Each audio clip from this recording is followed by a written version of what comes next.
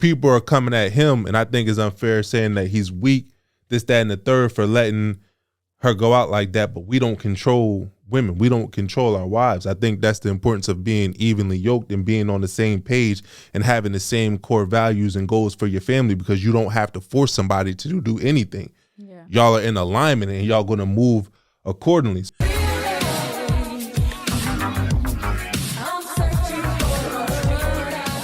What's up, real ones? Welcome back to the Relationship Podcast, where we're bringing the real back to relationships. Yes, sir. I'm Asha Steele. I'm Devin Steele. And we're so excited that you guys are tuning in today with us. Yeah, we're going to talk about some interesting topics today. Very interesting. So it's going to be another good episode. But before we get into it, let's go over a couple of announcements we got to make. Yes, you guys. So we did a special that will be airing this weekend on Fox. Yeah. You know the date? I don't know. It's either going to be Saturday or Sunday at 7 p.m. and 9 p.m. Eastern time, but we're not sure of the date yet. But as soon as we find out, we'll end up broadcasting that to all of our real ones on our social media. Mm-hmm. We'll send out an email too. But yeah, we had a chance to do a special for Fox and Friends this weekend because we're regulars on the show. Mm-hmm. And whenever we come on to talk relationships, it's always a hit on their network. So they wanted to give people an inside look of why we started this podcast and how we're able to do what we do, how we're able to create this magic. Right. And you know, it's crazy because if you guys are following me on social media particularly, I did a video. You said it last week on the podcast you told them about. Oh, yeah, I did. Yeah. So you guys aren't following me, but you should. I don't know why you're not. So, but yeah, so I think it's kind of like full circle. It's like, I don't know. I would just say God's way of what's for you is for you, and nothing can really take that from you. And this is even bigger than the, clip that we had that I missed out on. So I just think that it's amazing how God shows up and allows doors and things to open for you when you think that something's closed and an opportunity is missed, but he shows up for you in different ways. So I think that's the importance of giving yourself grace, because a lot of times we get into that place where we just start catastrophizing, where something bad happens and we just go down a rabbit hole of all the things that are going to happen after that. But as you can tell by the special we just did, although you had missed that one segment that we had a couple of weeks ago, look how it came full circle, like you just said. Right. And now we have even better opportunity to get this podcast and this community out to over 2 million people. Right. So, give yourself grace sometimes when you fall short or you have a setback, because you never know that the next big opportunity could be right around the corner. Absolutely. So let's get into this keeping it real moment. I'm going to keep it real first. So I don't know how much we shared on this podcast before, but I don't really come from a big family, right? Like when we moved from Camden, New Jersey to Wilmington, Delaware, it was just me, my brother, my sister. No, my sister came along afterwards. But I grew up with my sister and my dad and my mom, right? We didn't really have that much extended family. We was really all we had. So that when I met you and I saw how big your family was, it was like, yo, like this is crazy. Like you got about 1,000 cousins and 2,500 aunts. It was crazy how much family you had, and just to see y'all closeness was really cool. So this past Sunday, my sister and Asha's sister decided to move down to Houston a couple of years after us. And this Sunday, they came up with the idea that we was going to start having family dinners together. So Asha was in the kitchen chefing it up. She made us some, what's it called? I don't even know what it's called. Pot roast. Yeah, she made us some pot roast with vegetables and mashed potatoes. Like she really put her foot in it, but not her real foot, because her foot crusty. And this food was good. No, but no, we had a family dinner today, last week on Sunday, and it was really cool just to be able to be around family and just talk, about things that are going on in our lives, and just, I think, building that closeness that I think families need, because, we all go through things in life, and when you have a strong support system, it can help you overcome it. So it was really cool to be able to share that moment with everybody. Yeah, I share with you. I felt like that was like a really special moment for me because it kind of reminded me of my grandma that passed. Like she will always, well, not always, but for the most part, make Sunday dinners, or when it was holidays, make dinner. And I always remember like being in the kitchen, watching her cook, and like just talking, having that interaction with family, you know, over a meal. Yeah. And so it felt like that. And I was just like, oh, I'm coming into my mom womanhood moment where it's just like I'm the, you know, head of the household and y'all gonna sit down and eat this food. And of course, everyone was raving of the dish that I made. So, but no, it was really good. I enjoyed it, and I look forward to, you know, having more moments like that in the weeks and years to come. So it's definitely one of my, like, if we was to write down a list of the dishes you've made, it's probably number one. Okay. I'll give it number one. So I need some more of it. But, you know, see, that can be a problem. Why? A good thing and a bad thing, because out of all these years that we've been together, if this first dish that I made is your number one. That could be an issue. I didn't think about that, but I eat weird. So it's like, I normally eat chicken breast all the time. I eat ground turkey, bison. Like, I eat very weird meals, and I don't normally do like the home cooked meal because I be eating certain type of foods to try not to get too out of shape, because you know when you retire from the NFL and you played a lineman, you can balloon up if you're not exercising as much as you was doing before. So I try to like minimize my fried foods and processed foods. So that's one of the reasons. But man, you just stop playing with me. Let's clear that up. Listen, so me and her had a conversation where I was like, you know what? I want to pull back, because I don't want to be too strict on myself in the way that I eat.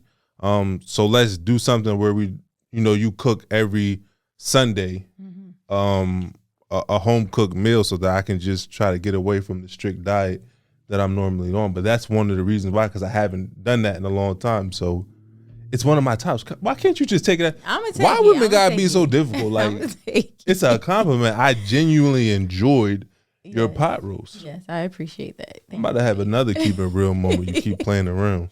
But no, okay, so let me keep it real with y'all, okay? So we had a discussion, or we had a few discussions recently about like your children like growing up, right? And I feel like we both been seeing like on social media videos or like commercials just about like children growing up and like, you know, they're only little for so long, right? Yeah. And I just been in this space, you guys, where it's just like really difficult, right? Because of course, you know, if you follow us on social media or if you follow us on here, we talk about it like, we're not really sure if we're going to try again to have another child, right? I'm sure. I'm for it. I'm sure. Get out of here. We're not for sure. Doc, snip me up, Doc. All right. Go ahead, get that snip then. But no, so it's just like for me to think like, if this is our last child that we have with Amaya, like I was telling you, those little precious moments that you have of your first, it's like I don't want to miss, right? So just like the blowouts and stuff. Yeah, I mean, it's terrible, but it's just like the first of the things. It's so precious. So to me, I was just thinking about it, just to think like, oh, is this the first but the last of something, right? And it's so emotional because like watching your children grow up, it's just like, that's emotional in itself. Like you're happy that they're growing up, but you're like, I want them to be my baby forever. But it's just so hard. So I don't know, y'all. Is it me? Is it the hormones, y'all think? Nah, I think like it's that's how parents feel. It's a real thing. And then now when you're getting reminded every day where it's like your kids are going to grow up fast.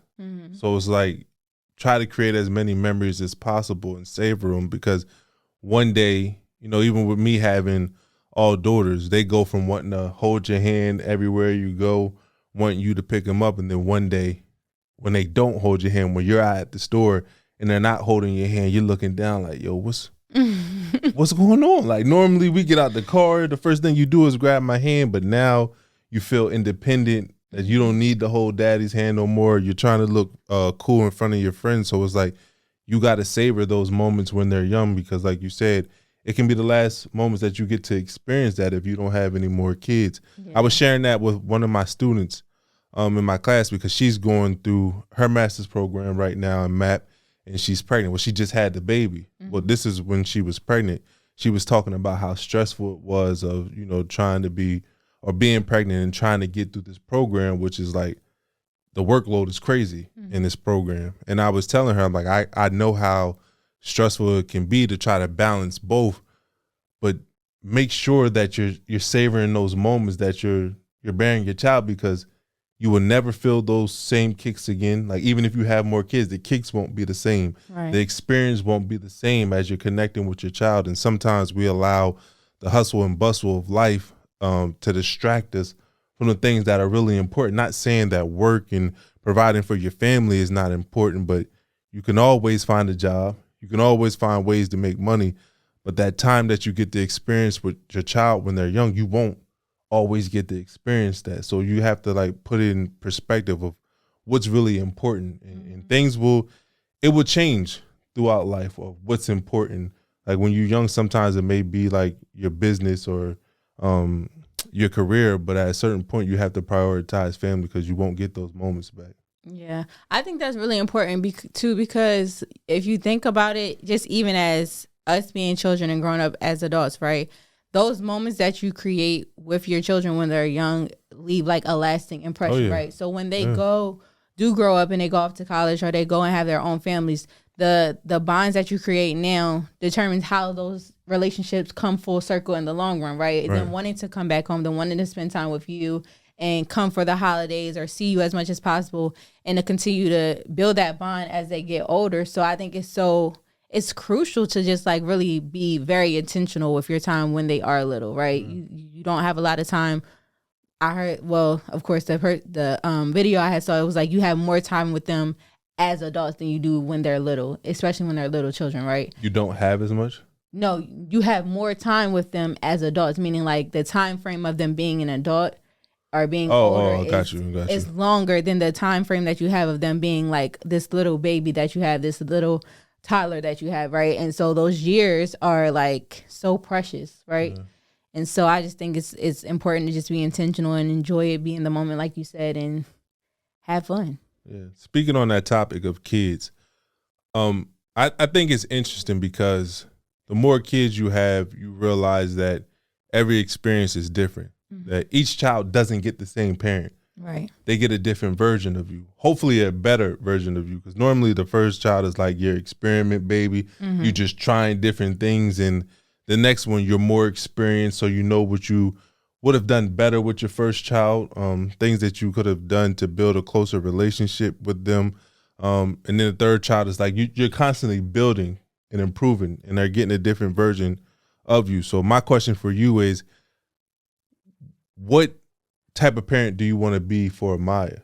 Like, what do you want to bring from Aria that you've learned into this, and what things do you want to leave behind? Well, I mean, if we get technical, if y'all know the terminologies, I feel like, and you probably would agree, I'm very much like a helicopter parent when it comes to Aria, or when it first came to Aria. Whenever she walked into the room, that's what you would hear. Yes. So it's like, I realized that, especially having another child, right? When it's just one child or your first, it's like you're hovering over them. Like you said, like, it's like, oh, I don't want them to do this. I want to be mindful of this.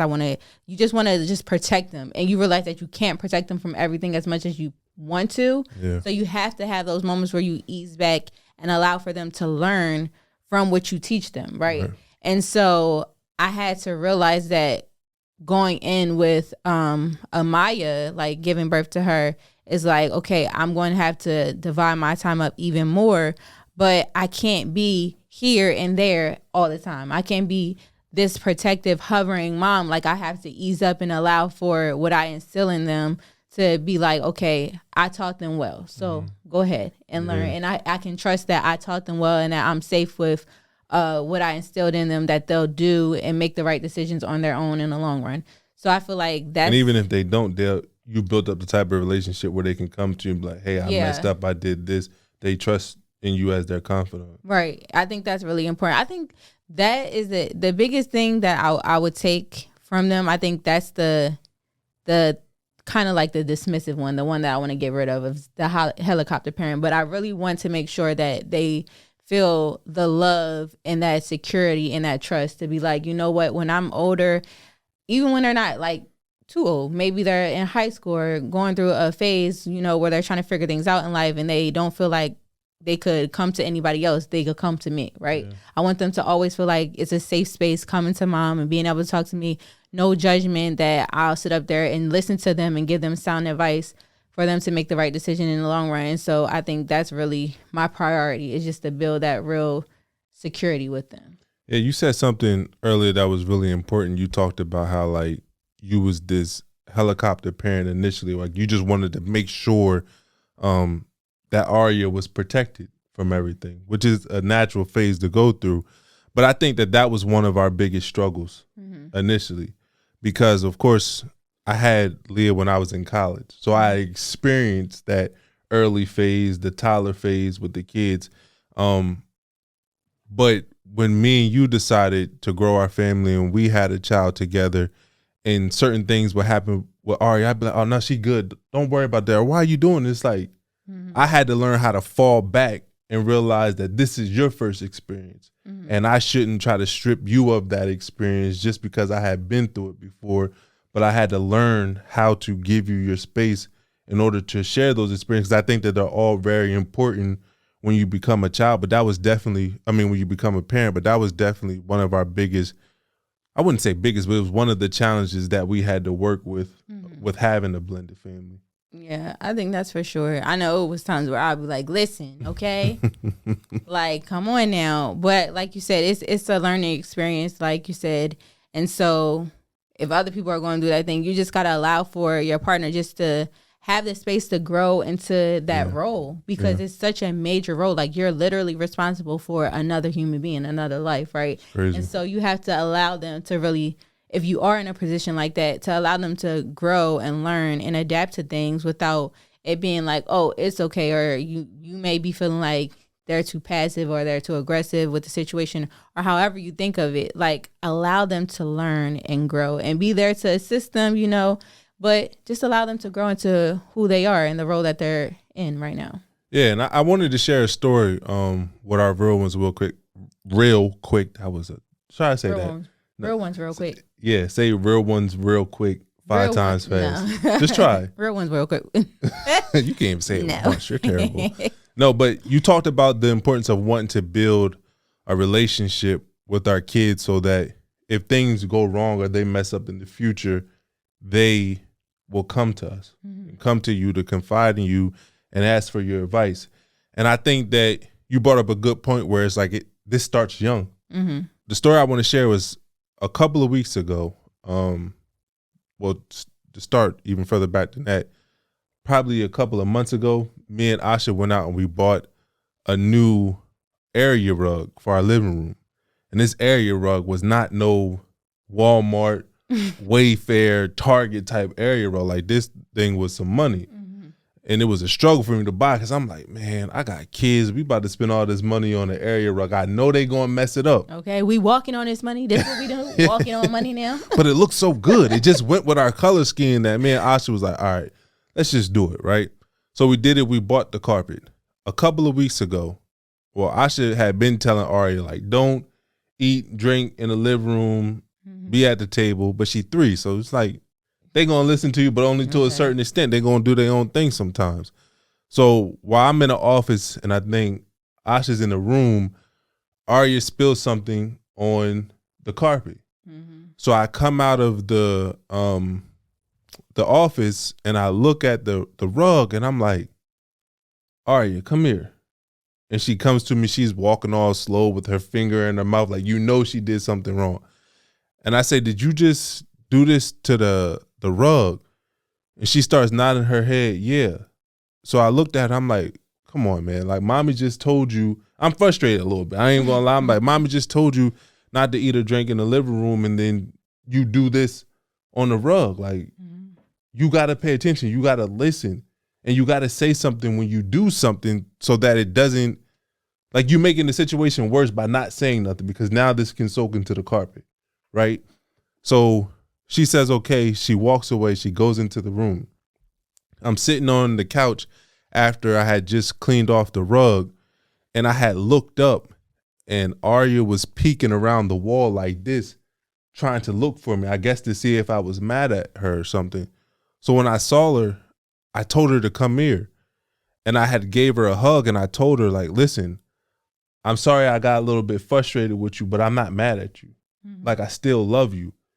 And the reason why I thought that was so important is because I wanted to show her that she doesn't have to hide when she does something wrong, that she can come to us. Because although the only consequence of her not coming to us right away with the spill on the rug was that it's going to be harder to get the stain out.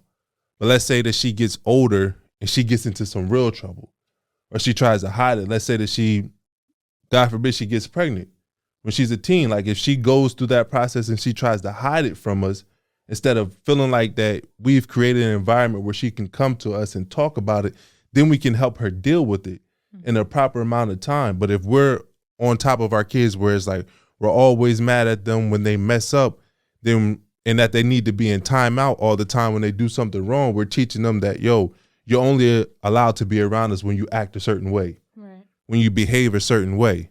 And then when you teach your kids that when they're younger, they get older and they start to believe that if I mess up, or if I get bad grades, I got to hide my report card. Or if I get in trouble at school, or I get in trouble while I'm out at my friends, I don't want to come home and tell my parents. And then the situation just gets worse. So, but when you're able to create that relationship with them when they're young, I think that you can grow a very strong, close relationship when they get older. Yeah, I think that would be a really good podcast to go deeper into parenting and just like ways of parenting and how to handle it for the future. Yeah. So let's get into today's topic. Well, wait, no. Wait, it's not time. Really back. Let's reel it back then. We have a message from a real one. All right, let's get into it. I don't know why I always laugh at that. Okay, so the message says, "Hi, I've been married for 11 years, been with my wife for 13. Majority of the topics you all speak on feels like you're talking directly to me. I guess I would like to get help with finding a connection back with my wife. I know folks always say, find out what made you fall in love with each other. I think it's cliche. I have communication issues, and maybe that's the brunt of our issues." So you want to touch on that first? Yeah. I think that when you're going through a tough time together, it's important to know what you guys did to fall in love with each other. It's called, discovering each other's love map, or your relationship love map. But I think that when you get to a certain point, that going back to remember why you guys fell in love with you can only have so much of an impact. That individuals change throughout the years, and what made that person fall in love with you in the beginning might not necessarily be what keeps them in love with you in the future or in the present moment. So being able to understand how that person evolved, how you evolved. Did I say that the first time? How that person evolved over time, and how you evolved, and how you can be that partner that supports and understands that partner's inner world, so that you can support them and nourish and feed who they are right now and help them become who they want to be, is really important. But again, that's going to start with the communication. So even if you want to go back to the beginning or go to right now to try to discover, a deeper part of your partner, you have to learn how to communicate effectively. Because just as important it is to find out why y'all fell in love, you have to also find out what made y'all fall apart. Because you're going to have to fix that in order to create a space where you can grow together again, because clearly that has been a big issue in your relationship. Yeah.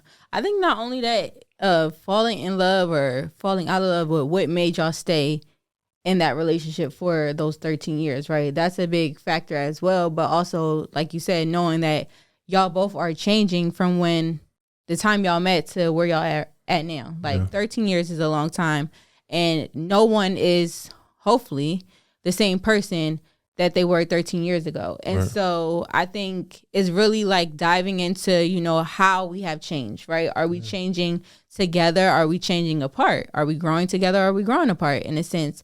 What are the things that's contributing to, if it's just the communication or if it's other factors as well? I think it's just a deeper conversation, a better understanding of both perspectives, because he may think, oh, it's just my communication, but she may perceive it to be something else. That's a good point. So having a deeper conversation to really understand how things have been along the journey of y'all relationship to get to where y'all are at now, but what's the good and the bad in a sense, and then kind of reworking through that to get to a place where y'all want to be. Because I think we always talk about with our relationship, and I think it's a big thing for me is saying I want to get back to, right? Yeah. Like we've been through a lot of trials and tribulations through our relationship, and most people will be like, oh, I remember when, you know, everything was good when we first met. I want to get back to that. Mm-hmm. And it's just like, in reality, you can't, right? Because that was a part of your life, a phase of your life where most of the time you barely knew the person. You were getting to know the person. It was new, it was fresh, it was exciting. And so trying to go back to something of that sense is impossible. No, right? I don't want to go back to that. I want to go to something even better, right? I want to evolve to something better than what we even had, because right then we were still learning each other. And in between, the gray area is how we stay together in a sense. Those struggles and the things that we're going through is the glue that's going to keep us together in the long run, because we're going to learn from those situations. So I don't want to go back to how we used to be. I want to get better and grow from where we were and what we're going through. And I think that's the most important thing, is to not look at the past as your go-to or where you want to go, right? Look at the future and take from the past and from the present the things that you enjoy with that person, but look forward. Don't focus on what's behind you. A comeback is not a go back. Mm-hmm. Like when we go through certain challenges or adversities in our life, that we're not supposed to go back to the person that we used to be before we faced that challenge or the adversity. It's the same thing in a relationship. When you're going through certain trials and tribulations in a relationship, the goal is not to get back to what you once had, because what you once had is what got you to the place you're at right now. Mm-hmm. Right? You didn't have the certain tools to navigate the challenges that you face later on in your relationship. So like Asha said, you want to be able to build off of your past, like use that as a springboard or your foundation, the baseline of what you got to get. But you also you want to grow, because you're either getting better or you're getting worse, but you never remain the same. Mm-hmm. And if you're not improving in your relationship, that means it's not getting better, that y'all are growing apart instead of growing together. So like Asha said, I think having that open conversation with your partner where you're leading with the positives first. I think it's very important to start your conversation off with the positives. Like, hey, babe, what are some of the things that I did well over these 13 years that you want me to do more of? Mm-hmm. Because then you're filling up that emotional tank that you talk about so much on our podcast episodes. You want to fill up your partner's emotional tank before you start to have those conversations about some of the deficits in your relationship. Right. But then you have to get her perspective, because like Asha said, it may be a communication issue on your end, but it might be something deeper on her end. And if you don't sit down and have that conversation, you might be working on something that she doesn't see as the priority to fix in your relationship. Right. So it opens up that communication for y'all both to work on the things that are a priority in your relationship. And then you just use the snowball effect. You knock down the priority, then you go to number 2, number 3, and then hopefully you're able to, fix your relationship. Yep. Well, with that, you guys, let's get into today's topic. Okay. So we are talking about culture's influence on relationships. Yes. We felt like we had to talk about this topic because culture has a huge influence on relationships and marriage, and a lot of the influences is not good influences. So there's certain things that have happened over the past couple of weeks that we wanted to talk about on this podcast, and just share our thoughts on, what this means for relationships. Should you do this? Should you not do this? And just, like I said, give you our own personal experience, and obviously some of the research behind it, because that's what we do. We use a lot of research in our work. So you want to start with the first one? Yes. So I had came across a post on social media, and it was just like a question being asked, and it said, do y'all still care to be formally asked to be a girlfriend? Right? Yeah. And I thought that was interesting because, I've been out of the dating game for a while, y'all. So exactly how long you been out of the dating game? Quite some time. About how long? 10 plus years, decade. Okay. I'm just making sure we're on the same page. Yeah. Boy, stop. So, I thought that was interesting because I was just like, is that a thing? So much has changed, like from when we were in the dating game, from now, just in life in general, like how people handle things that's going on. So much has changed. So I'm like, oh, is that a thing still? So after talking to a few friends who are single and ready to mingle, drop their name and their phone number on the podcast. They were like, yes, like they want to still, be asked about dating, asked out. And I think that the reason, I guess from a woman's perspective, is just like, I want to know what we are. Like, I want you to stamp it. Like, I want it signed, sealed, delivered. Like, this is what it is. This is what we're doing. Because I feel like when you don't, it leaves area for it to be like, well, we didn't discuss that. So this isn't technically this or this isn't that, because you're not saying what you really want. We're not really saying, okay, we're in a committed relationship. We're together. And this is this. I want to date you. I want to take you serious. Like, I want to, see what can happen. And so when you don't do that, it's like kind of leaving it up in the air to say, okay, are you still dating other people? Are we still entertaining other people, or are we exclusive? So, but so you don't be feeling the men that be like, look, baby, I don't really like doing the little title things. Like, we know what we are to each other. No, because you see you playing games. What you mean? I'm gonna give you my all. You gonna give me your all? No, sir. And we'll see where this go. No, sir. Do you have a title or a role at your job? Okay, you have a position and a role that you play in so many areas of life, right? And so in this relationship, I'm gonna need you to put a title on. That's what I'm saying. They always want to put me in a box at work and stuff, and I'm much more than that. So why would I want to put myself in a box when it come to you? Because you my everything. I don't want to box us in. Sir, have you left that job yet? You still working there, right? You have yet to find another job that you're not boxed in. Oh. So you finna put a title on this. Do you remember when we made it official? Yes, I do. Because there was a little bit of confusion in the beginning. So yes, go ahead. And that's why, right? No, it was because of you, but go ahead. It was because I was this very young man clear right here. Okay, I was like very y'all heard clear. on other podcasts. He was in that NFL life. And I was he very thought he was clear. going to stay in it. He ain't know that he was about to get swept up off his feet and be tied down. I'm 300 pounds. You can't sweep me off my feet. Good luck with that. So, no, I feel like because, especially with us, because, if you know, that whole lifestyle is extreme, right? Find somebody else to do it. Find somebody else to do it, okay? But so if you don't have a clear understanding, I mean, even if you do, there's some people out there, and that's for a whole nother podcast episode, who if you do have a clear understanding, you still out here doing whatever you need to do, right? Or what you want to do, I should say. But not having that, it leaves it up to be like, okay, what are we doing? Am I talking to you and only you? Because if I'm not, I'm talking to him over here. I'm hungry. We about to go out to eat. Is that what happened? We about to go. Hold on. Whoa. We didn't discuss this as we was going over this podcast. We just going to put, who we talking about right now? I'm just Who saying. Did you go out to eat with? Who fed you? Where did you go? Did we go to the same places y'all went to? I need answers. So just as much as he needs answers, I need answers. Okay, we need to figure this out. So that's why, we need to be clear on what it is, because if it's not, then you have people dating other people, and then now you feel some type of way that someone's dating someone else. You doing this, you doing that. So I just feel like it's better to just be clear of what you want. Yeah. And if you are that person that you're looking to, which we'll get into later, have your cake and eat it too, which you should, but be talking to one person and dating other people, then you need to make that clear. Right. So I just think that you just need to make it known. So go ahead and tell them about how I wined and dined you at that 5-star restaurant when I asked you to be my girl. Yes, you guys, he took me to this very exclusive restaurant. Okay, you guys, the Cheesecake Factory. No, but you guys know that is our restaurant. I love the Cheesecake Factory. Yeah. But we had went there. I let you get both types of breads. I let you get the plain and the little oat one.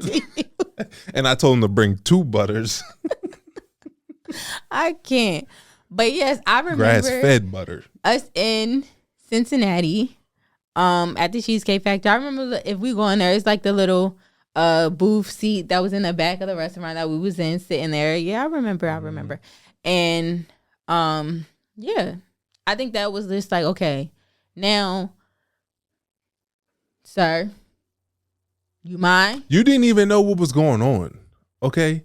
So it wasn't that. I just took you out to eat because Cheesecake Factory is one of your favorite restaurants. Mm-hmm. So we just went out there, and I was like, you know what? I think I'm done playing games. I think that is like, it's too much confusion going on because you was telling me you was my girl like a year before you was my girl. So I thought that it was important for me to make it official and let the world know that, absolutely, you know, this is who I'm rocking with. Okay. For now on. And I thought it was important to, I mean, clearly it's for now on. We're 10 years into this thing now. Right.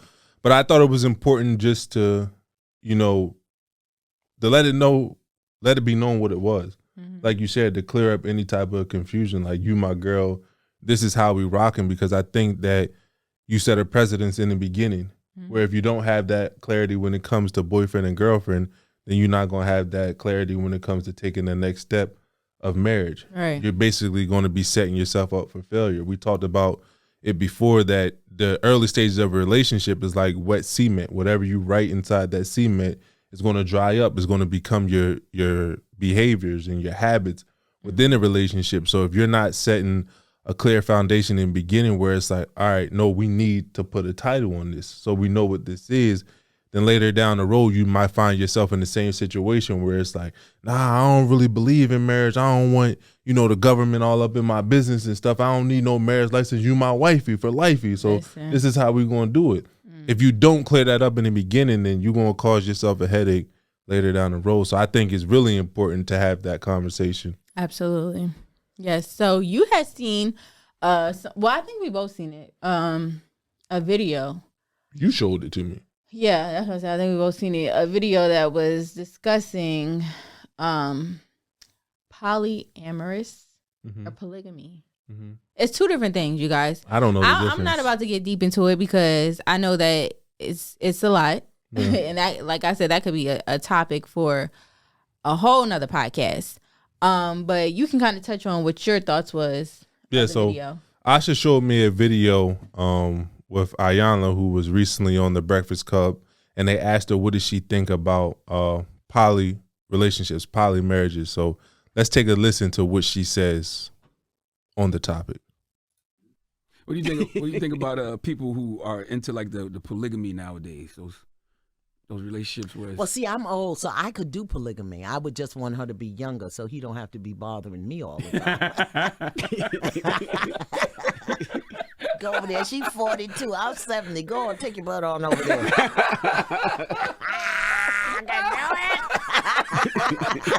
You can do that? Yeah. Oh, yeah. Okay. You know what? You joking or are you serious? What do you think the benefits could be? I'm very serious. Really? Yeah, I could do that. Mm-hmm. When I was younger, I couldn't because I didn't know who I was. Mm-hmm. And I didn't understand the value and the purpose of a relationship. So when I was younger, I didn't do cheating. But I could do polygamy. I could be one of other wives in this day and age. Mm-hmm. Really? I like it because you be over there sometime, I be over here, I don't have to cook, I save my toilet paper, you don't have to my toothpaste, go on, have you. And I don't think we can tell people who they can and cannot love. If I love you and you're saying this is what you need to support, satisfy yourself, why would I say no to that? Because I know who I am as a woman. And I don't know if it's possible for one person to satisfy every need another person has. And if the other person is willing to say, well, this is what you give me, I'm willing to set, that's fine. But if we're together and I'm not living up to everything you need, and that's what you need to take care of yourself. So, based off of that clip, my question is that how you feel? Absolutely not. Why not? First off, I don't need you going nowhere, okay? You're going to be here. I don't need my space like that. Like, if you're going to go somewhere and I need my space, go to the other room. We got a couple rooms in this house. Go to the other room. Figure it out. But, no, I think, like I said, this is a topic that can get really deep. And of course, everybody has their opinions. They may agree, they may disagree, but for me, that is not for me. I am for husband, wife, me and him, it's us two bonded together. That is it. I don't need anyone else within our relationship, right? And I don't know. I think the discussion which I was seeing, which was very interesting, and I was wondering, questioning the reason why, because a lot of times you see it with a man and having multiple wives, right? And it was saying, even when I was looking into it, that, of course it's illegal in the U.S. to do that, but in some countries it is where men can have multiple wives, right? See, baby, that's why I don't like putting the government all up in my business, because we can't even do what we need to do. See? But even with it being in some places that's okay, it's not for a woman to have multiple husbands, right? So it's just very, I don't know. Like, to me, I don't see the benefit of it. I feel like for me, it would be a headache, right? Yeah. Because like we were talking about something that we had seen also on social media. It's a lot. Y'all talking about a lot on social media nowadays. But yeah, we glad we out the dating game. Someone saying it's easier to cheat now. Yeah. But that is like, it's easy to cheat. It's hard to stay faithful. Yeah. And I'm just like, no, like even with her, she said she don't do cheating, right? But I guess they're saying if you're bringing y'all all in agreement, it's technically not cheating. But I just feel like it could get very messy, right? Because if everyone isn't in agreement, or if maybe someone does something that this other person doesn't like, or you feel like, I'm not getting enough attention, or this person is doing this or this, that, and it's too much of a headache to me, right? Yeah. For me. And not even just the headache part. Like, I just feel like for our union, for our beliefs, that it should just be me and my husband, right? I'm not about to share him with nobody. Yeah. One of the things that she talked about, was that it's very hard for one person to be everything for another. Mm-hmm. And I think that's true. It is, yeah. You can't possibly everything for your partner, but they shouldn't expect you to be everything for your partner. Like, we try to be the best version of ourselves and fulfill our partner's needs, but it has to be in context where we're not betraying ourselves. Mm-hmm. Like, we should want to be everything that our partner desires, as long as it means that we don't have to betray who we are, our core values. Right. And then you shouldn't expect your partner to be, and if they're not everything, that doesn't mean you have to go seek it elsewhere. Mm. It's called self-discipline. It's called being able to sacrifice certain things so that you can have a quality relationship where y'all are both happy in it. Right. I think when we put these expectations that our partner has to be everything, they have to be our lover, they have to be our best friend, they just have to be everything under the sun for us, we're setting ourselves up for failure. Yeah. Because you're putting too much pressure. They have to be your therapist. They have to be everything. Like, it's unfair. But when you come to the table and you understand, like, look, these are my non-negotiables.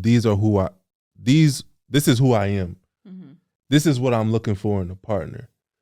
Can you fill these roles?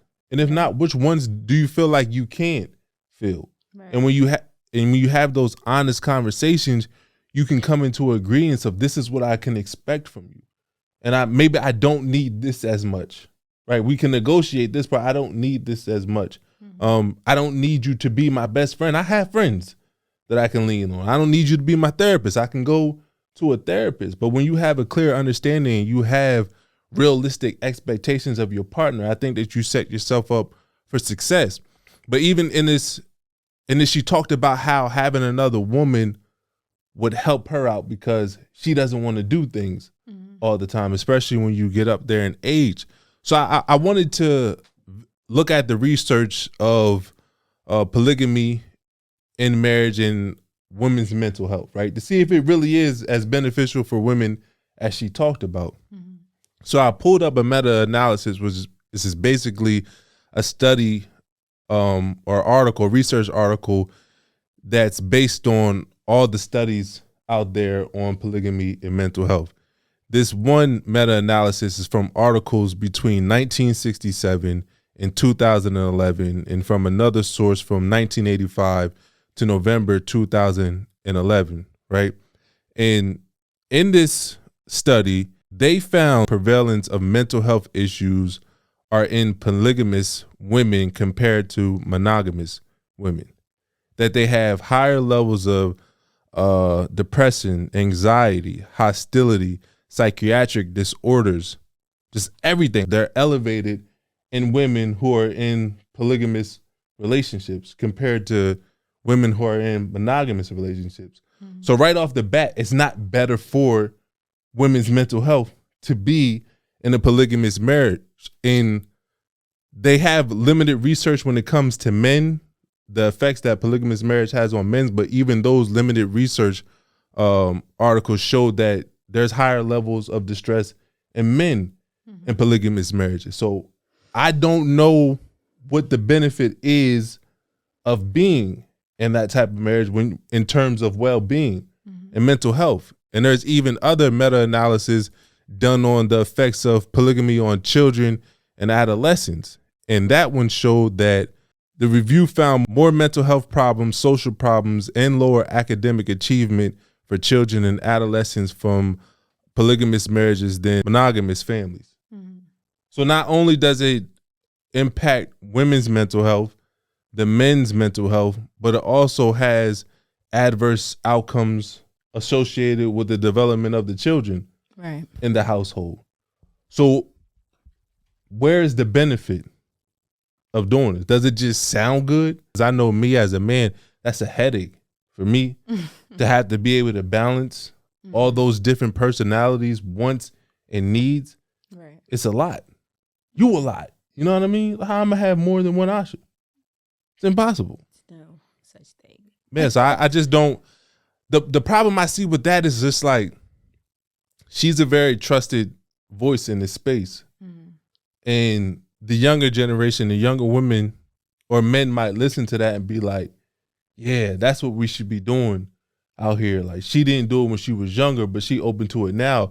Women, y'all need to go learn from this wisdom and do this while you're young, because look at all the benefits from doing it. And it's like, you're not really shedding game on a younger generation in order to build healthy marriages and households. I think a couple of things that stood out to me in that she said that her second husband was a polygamist, right?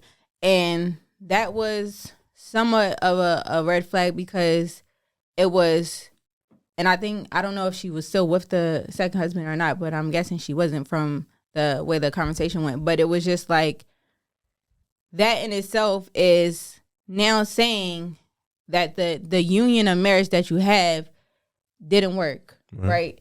And so instead of us talking about, the union, why is it not working, or how we can, like how we try to talk about how we can make that union work when you do get married, now it's like, I'm up in age, I done got married twice, I'm tired, I done learned this, I done did that, I don't got time for him, he go over here, I do my thing. Like, it's the age and the years of just having to probably deal with so much that it's just like a headache in a sense. And it's just like, it's much easier for me to just go ahead and let him do what he want to do when he come over here, when he want to come over here. And I think that's the experience that she went through, right? But I think it could be very damaging, like you said, because for those who don't know or haven't been married or haven't been through that experience yet, you're automatically maybe thinking like, I would avoid all of this if I go that route. Mm-hmm. Instead of us, showing the picture of healthy marriage, showing the picture and structure of how important and how valuable the nuclear family and having a successful marriage is to not only each other, but for your family and generations to come. And so I think it's the topic of conversation is like how you shift the narrative to say, okay, maybe for her, that was her experience, but look at this person's experience. Look at these marriages that lasted. Look at what they went through. Look at all of this other stuff and how it balanced out, like, and compare it, right? Where do you get your ideologies from? Right. That's what I want to know. Like, where'd you get your perspective from? Yeah. I think that's very important, because if you got it from your perception from a place of pain, then I can't really take heed to what you're saying. Right. Because it might not necessarily be true. It might be your truth, like you said, based off your experience, but is it the right thing to do in order for me to get what I want out of life? Like, you hear people all the time talk about they just want to be happy. They want to have sanity, right? The studies are showing that polygamy is not the route to go in order to reach that when it comes to relationships. Right. So I think that we have to give people we have to be fully transparent about what these decisions can mean from them, because they might hear that and be like, yeah, that might be the right thing to do.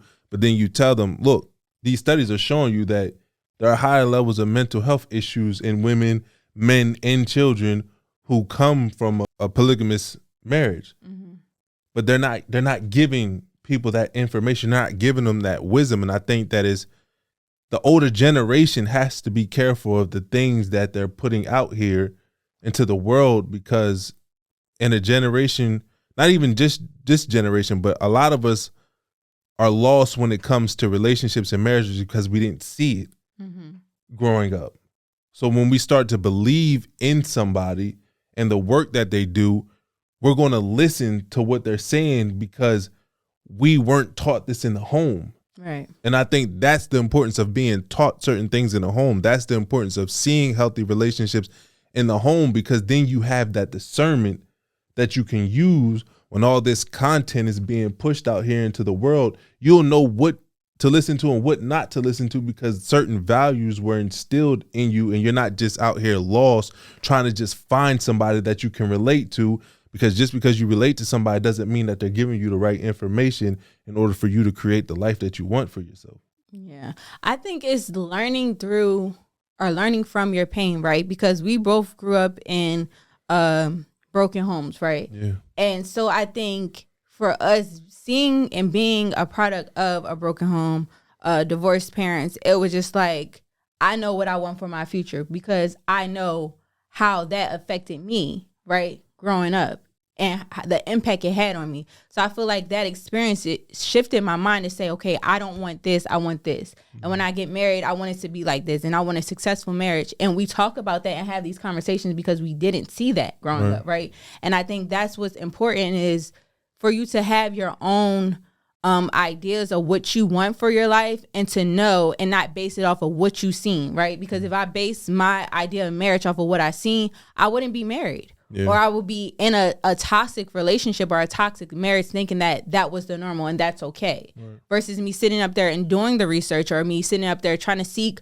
other things, or surrounding myself around positive, healthy relationships and marriages, and saying, you know what, this is what I want. This is the representation that I want for my marriage and for me. Not to just say, oh, you know what, that's what I seen, and instead of me having a headache, I'm gonna go this route, or instead of me doing this, I'm gonna accept this, right? And so I think it's really what you expose yourself to, right? Because it was a little, I was a little taken back of her saying like she didn't know who she was then in her early 30s or her 40s, and now knowing who she is, like she is okay with that type of relationship. And I think that sends a mixed signal to younger women to say that you don't know who you are if you're not willing to accept that, or if you don't see how that could be beneficial, right? And I don't think it's necessarily the case. Like I said, other people's experiences and journeys that they go through in life is their journey, and we're not here to judge that. But for me, I know who I am, right? I know what I have to offer. I know what I'm capable of. I know that who I've grown into my womanhood and my security with who I am as a woman, especially through everything that we've been through, like we talked to with you stepping out prior to our marriage and everything like that. Those things bring insecurities in women, right? In your relationship. So even through all of that, I still knew who I was, and I still know who I am. And so I don't think knowing who you are and not knowing who you are should define if you are accepting certain behavior or certain things within your relationship. I don't think that's the case. And so I think that you can know who you are as a woman and still be like, you know what, that's not for me, right? Yeah. That's not what I want for my life or my family or my future. But that's my take on it. Yeah. I mean, like I said, I just think that we have to be careful about the stuff that you put out there. Yeah. Because there's a lot of people who are hungry to be better, to do better. And they're just, anybody that they relate to, they're just consuming all their content. Yeah, it's like a sponge. Yeah, just using it as, but we've seen a lot of examples of that, especially with the Tate guy. There's a lot of young men who are just, they want to do better. And if you are able to make your content and your information more appealing, they're going to latch onto it, even if they're leading you down the wrong path. Right. Like, they're going to latch onto it. So we got to be careful of the information that we put out there. But we saved the best topic for last. The best topic? Yeah, because this is, I think, is the one that has been going crazy, that you've been seeing all the blogs post about, all the podcasts talk about. And this is one that I was a little hesitant to talk about. Because it's such, I think for the most part, I see everything is really divided. There's some people that are for it. There's some people that are against it. But this is the Real Relationship Podcast, so I'm not really going to hold my tongue. And I'm going to try to separate the person from the actual message. Right. But of course, it is about Ciara's dress to the Oscars. It was the Oscars, right? Not the Grammys? No, Oscars. It was to the Oscars. And a lot of people was in uproar about the dress that she wore to the Oscars, saying that a married woman should not wear something like that. So before I get into my point of view, I'm going to go ahead and give you the floor about how you feel about the dress that she wore and what people were saying. I'm very much a person where it is like my life and what I consume and what I do and what I believe is best for me and for my family may not be best for you, right? Yeah. And that's okay. And what you do is probably not best for me, and that's okay. So I can only give my opinion on it. And for me as a married woman, I would not wear that dress. But not even as a married woman, I wouldn't wear that dress, period. If I'm not in a relationship, I'm wearing that dress because I'm looking for attention, right? I'm seeking attention, period. Like, that's all it is.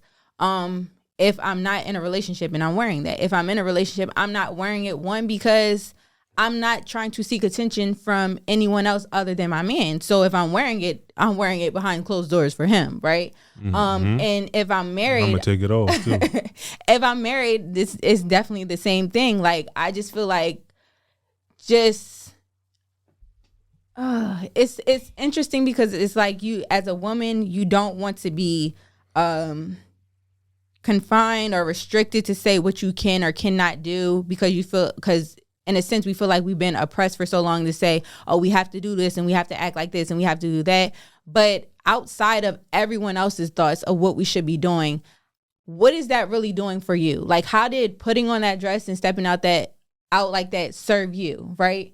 And I think about it, especially now being a mom, it's just like, what representation of Asha do I want to show up in the world every day?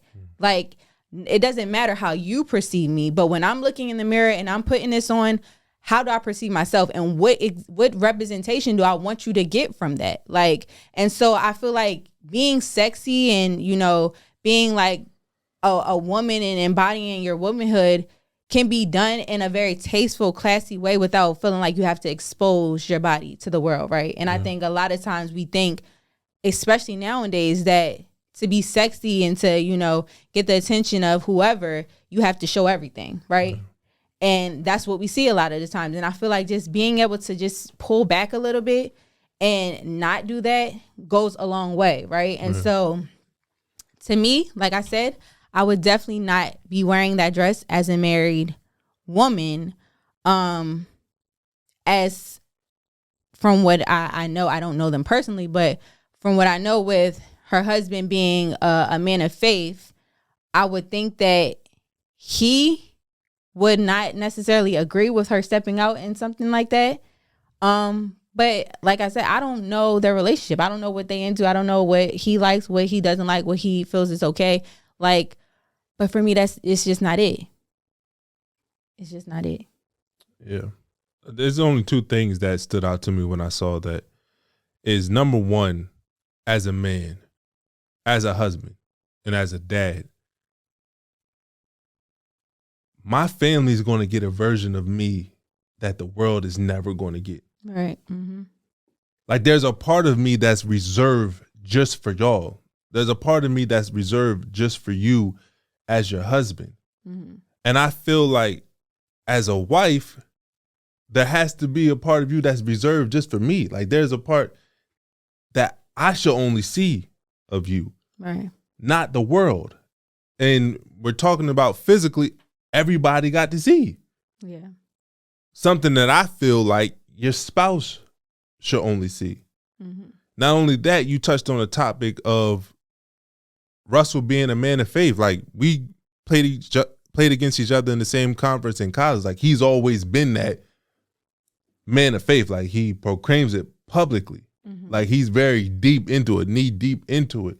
And I know that when they got married, she kind of took that on. I don't know what she was doing before then, but you would see them out doing the same thing, right? Her taking on those values as well. So when I saw that, it was kind of like, that doesn't represent what y'all used to stand for. Like everybody used to say, give me Sierra's prayers, or I want a relationship like that. He, like I said, is knee deep in God, a man of faith. And that doesn't really represent what y'all said y'all valued as a couple. Right. I think that every time we step outside of this door, that I have to be mindful of what our family represents, what our name represents. And I can't do anything to damage that. Right. Like when I walk out the door, I want them to see our values. I want them to see what we stand for by my actions, my behaviors, how I treat people, how I show up in the world. And when I saw that picture, it was to me a bit of a contradiction of what they represented before that. Mm-hmm. And I don't know if he cool with that. If he cool with that, I'm great with that. That's not my marriage. That's not my relationship. But again, I think that as public figures, we influence the culture and we influence the younger generation, and we're influencing relationships and marriage. So even if he was cool with that initially, now y'all done brought the whole world into y'all relationship. And I'm pretty sure y'all are having those conversations in the household right now. Right? Because people are coming at him, and I think it's unfair saying that he's weak, this, that, and the third for letting her go out like that. But we don't control women. We don't control our wives. I think that's the importance of being evenly yoked and being on the same page and having the same core values and goals for your family, because you don't have to force somebody to do anything. Yeah. Y'all are in alignment and y'all going to move accordingly. So I don't really know what was going on there, but that's a problem. Because even still, people like, oh, don't say nothing about what they going through, this, that, and the third. And it's like, nah, you made your relationship public. Mm-hmm. So now you expect people to not have a public opinion when they're not feeling what you're doing. Right. When they want to know your prayers, like, yeah, come on in, learn about the prayer. When they wanted to idolize your relationship, it's like, yeah, this is what we do in our family. That when something goes wrong and there's an uproar, you got to allow people to have their perspective on your situation as well. Like if anything ever happened with me and Asha, I wouldn't be like, let's say that we got divorced, and I don't even like putting that word out there because there's power in the tongue. But let's say we went through something like that. You're not going to see me right on social media saying, me and Asha were no longer together, but please give my family our privacy. Mm-hmm. It's like, nah, because when things was going good, we wanted y'all all up in our business. Right. We wanted to start a podcast about marriage. So if things are going bad, how I'm going to tell you, give us our privacy. Don't talk. We've been selling a certain relationship to you, but don't talk about us when it all falls apart. It's like, nah, you can't do that. You want to be a public figure, you want to share your marriage, your relationship with the world, then you have to be able to take the criticism when people apply that to you. Yeah. I mean, I feel like, I don't know, because we can, and I'm not even going to go there because I don't need no hives coming around on my thing, but you see a lot of women who are married, not just Sierra, you see, and a lot of women, especially in the entertainment industry. Who's you talking about, Beyonce? You said hives. Like, I just wanted to. Yeah, I don't want the hives coming after me, but I'm just saying, like, it's the similar thing. If you see her on the horse with the iced out, bustier and the thong and all of that, and like, the hat and all of this stuff, and it's just like, oh, I love it because I love Beyonce, right? Mm-hmm. But if you see it, it's just like, okay, she's a married woman as well. Is certain things acceptable for certain women or not other women? Like it's all one and the same. So if we're gonna critique and analyze one person, why we not doing it to the next person, right? Selective outrage. And so, okay, and so I just think that's one thing to say on it. But for me, I think that the issue is the lust factor of it, right? Because any way that I look at it, right, if I want to wear, a see-through dress, then wear a see-through dress. If I want to wear a thong, wear a thong. You want to wear this, whatever, right? But as a married woman, I don't want to put myself in a position where someone else is lusting over me, right? Mm-hmm. And you can't help if someone's going to lust over you in sweatpants or a thong. Like, you can't, whatever you put on. If you wear a bikini to the beach and it's a two-piece, someone could be lusting over you, right? Mm-hmm. If you wear sweatpants, hair tied, chilling with no makeup on, someone could be lusting over you, That's right? When you're the prettiest. I hope that you don't take it wrong. But what I choose to put out there is my decision on how, like I said, how I want to be represented and what I want for you to see. So when I go and I put something on, I want for my husband only to see me in a certain light. I don't want this man or that man or this man or that man or this woman or whoever to see what I am looking like in that light, because it's not reserved for you. It's reserved for him, right? I earned that. Right. Like this is ours. It's like that to me is that reason, right? Because it's only, like, I feel like it's just for your eyes only, right? And when you do that, it kind of takes away from that. And so, like I said, I'm not judging her and their relationship on what they did. It doesn't work for me. Like, I want to be able to have at least a little something to share with my husband and my husband only. I don't need for the world to see me in a certain way that only you should be seeing me in. No, I agree. But we shared our thoughts with you about some of the things that are going on in this culture today. We want to hear your thoughts, so make sure that you send us a message on Instagram at Real Relationships Podcast. Mm-hmm. Send us an email at questions@realrelationshipspodcast.com. We want to hear from you. We want to hear your thoughts about, the things that are going on in the culture and the impact that they're having on this relationship. And if y'all, like she said, y'all part of the Beehive, or y'all Sierra fans, and y'all got, you got some choice words for us, come on and send it over too. It's okay. Y'all can go ahead and send it over. Too. Okay. All right. You're going to get tag team now. But no, you guys, until next time, keep it real. Yes, sir.